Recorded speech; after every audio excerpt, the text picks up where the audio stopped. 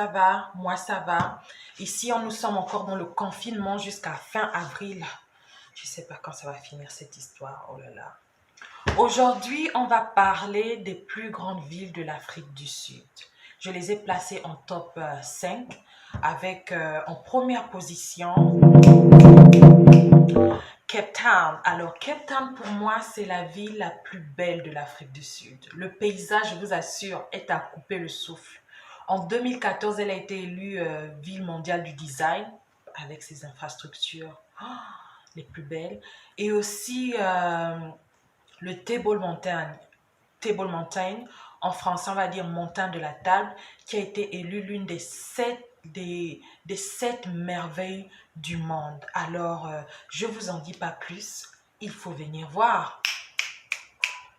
En deuxième position, je cite la grande Johannesburg ou Jozi. Jozi, c'est la capitale du Gauteng. Gauteng, c'est une province de l'Afrique du Sud. C'est la plus grande, c'est la plus riche, c'est aussi la plus peuplée. Alors, à Johannesburg, il y a plusieurs musées, galeries d'art, bars sur les toits. Et je vous invite à venir voir Maboneng. Maboneng, en fait, c'était un quartier abandonné, un quartier, on va dire, perdu, qui a été repris et renouvelé par certains entrepreneurs. Aujourd'hui, Maboneng devient un quartier populaire où vous pouvez aller vous amuser, prendre un verre ou manger. Déjà, même les infras. Quand vous vous retrouvez à Maboneng, vraiment, vous croyez dans une ville dans Johannesburg en fait. Voilà, c'est vraiment une jolie place à venir voir. Je vous en dis pas plus, venez voir par vous-même. En troisième position, j'ai cité Port Elizabeth. Alors, Port Elizabeth, c'est vrai qu'on n'en parle pas beaucoup, mais c'est une ville avec un centre-ville historique.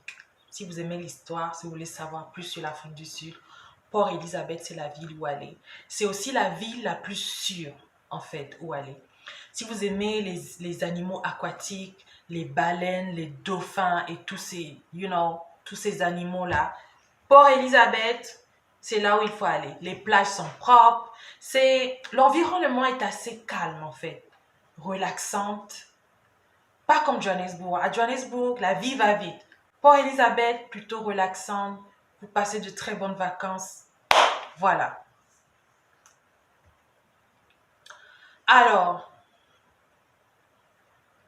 en troisième position, j'ai cité Durban.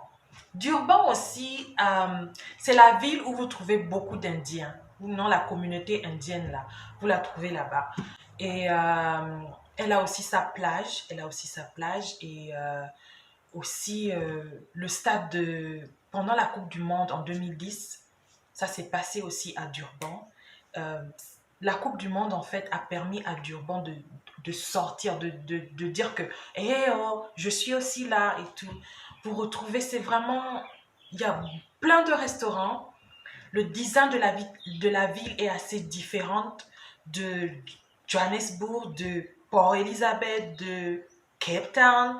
Elle a son truc à elle, quoi. Vraiment à visiter aussi. En dernier,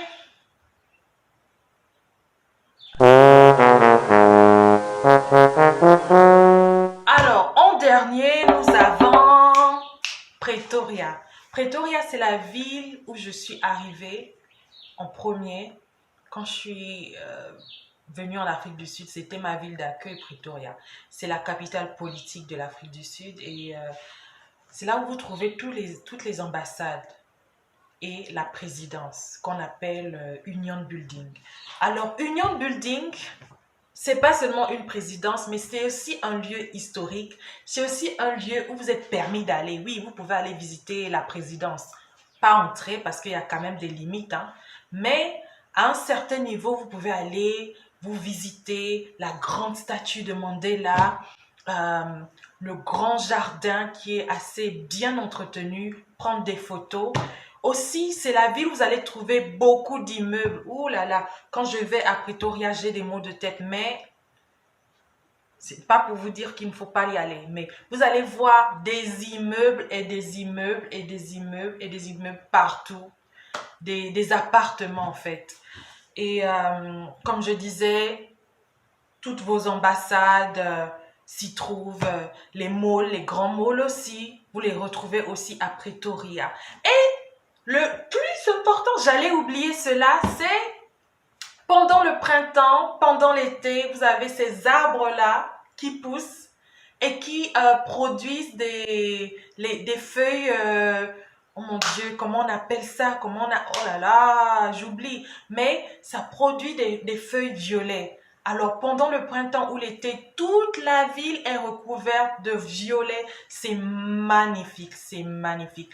Alors, c'est tout pour aujourd'hui, pour mon top 5, mon top 5 des plus grandes villes de l'Afrique du Sud. On se voit la semaine prochaine et puis n'oubliez pas de vous abonner, n'oubliez pas de cliquer la petite cloche et voilà.